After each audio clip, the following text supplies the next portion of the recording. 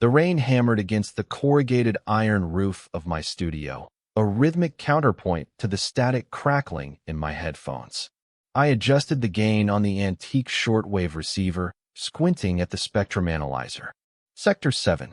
It had been months since I'd picked up anything beyond atmospheric noise, but tonight felt different.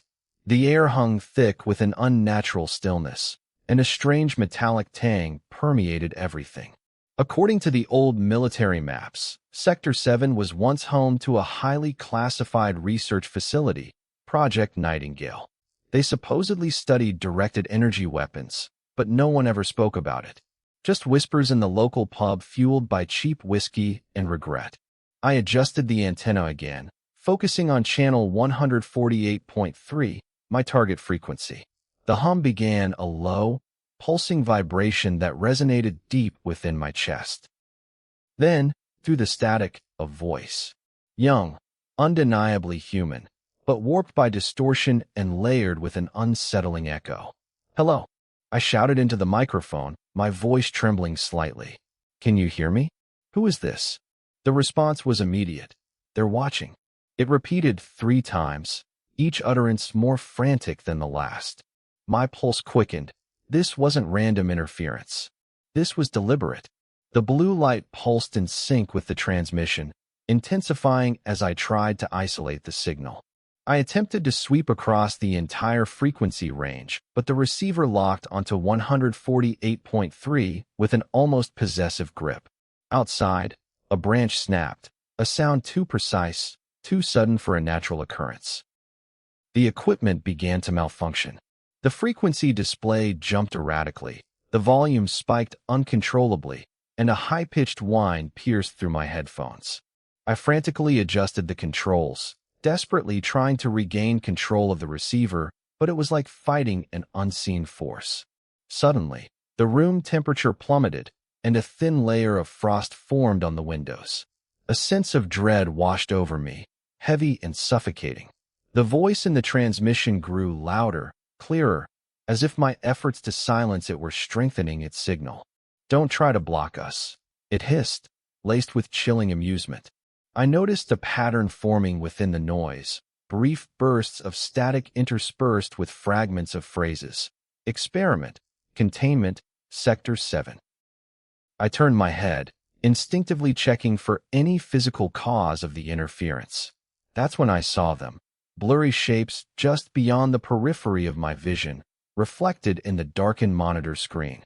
They weren't shadows cast by objects in the room. They were distinct, vaguely humanoid figures with elongated limbs and unsettlingly smooth skin. They didn't move in a way that was natural, more like being pulled across the screen. The blue light intensified, revealing their outlines clearly now. Pale faces devoid of expression, eyes black pits of emptiness.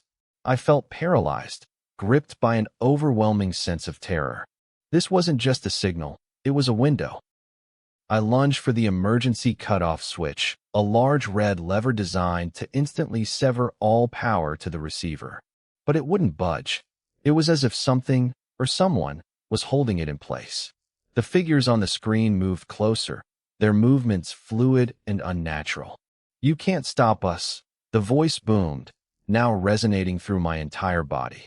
I tried every available method to disrupt the signal. Earplugs, noise-canceling headphones, even physically shielding myself with a chair. Nothing worked. The blue light grew brighter, searing itself into my retinas, and the figure's reflections became more detailed, almost tangible. Then I looked up. My reflection in the darkened window wasn't mine. It was one of them. A perfect duplicate, standing silently behind me, its eyes mirroring the emptiness of its counterparts on the screen. I tried to scream, but no sound escaped my lips. The world began to dissolve around me. The studio walls warped and shifted, the rain outside ceased, and the blue light consumed everything. I felt myself being pulled into the transmission, drawn towards the source of the signal. It was emerging, an assimilation, a terrifying realization.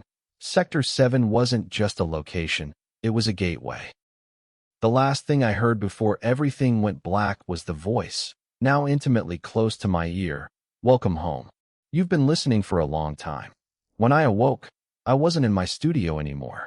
I was standing in Sector 7, surrounded by the shadowy figures, no longer observing them, but part of them.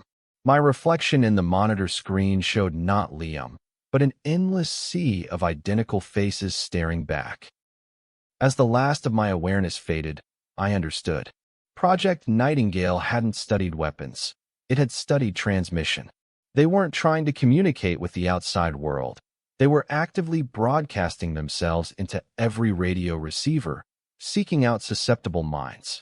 And now, I was just another voice in the signal. The final transmission wasn't directed at me. It was broadcasting outwards, searching for new hosts. The screen flickered one last time, displaying a single message, signal